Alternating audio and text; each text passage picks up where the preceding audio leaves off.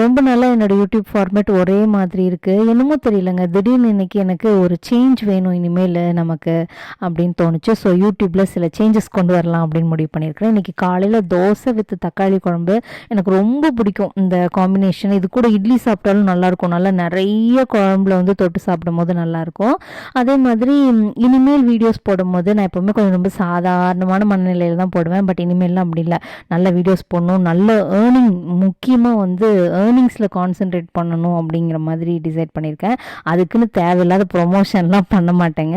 என்னோடய வீடியோஸையே கொஞ்சம் இன்ட்ரெஸ்டிங்காக இந்த மாதிரி டெய்லி விலாக்ஸ் இந்த மாதிரி கொண்டு வரலாம் அப்படிங்கிற கொஞ்சம் ஏதாவது மீனிங்ஃபுல்லாக இருக்க மாதிரி பண்ணலாம் அப்படின்னு மட்டும்தான் நினச்சிருக்கேன். ப்ரொமோஷன்லாம் பண்ண மாட்டேன், பயப்படாதீங்க. தொடர்ந்து சப்ஸ்கிரைப் பண்ணி சப்போர்ட் பண்ணுங்கள். என்னன்னு தெரியல, தக்காளியில் வந்து ஒரு கிரேவிங் மாதிரி இருந்தது. ஸோ மத்தியானத்துக்கும் தக்காளி பஜ்ஜியே சிம்பிளாக பண்ணிவிட்டு ஒரு நல்ல ஆம்லேட், வீட்டில் வந்து பொட்டேட்டோ சிப்ஸ் வந்து ஸ்நாக்குக்கு இருந்துச்சு, அதை கொஞ்சம் முறுமுறு சைடிஷாக வச்சு இதெல்லாம் மிக்ஸ் பண்ணி சாப்பிடும்போது நல்லா இருந்ததுங்க.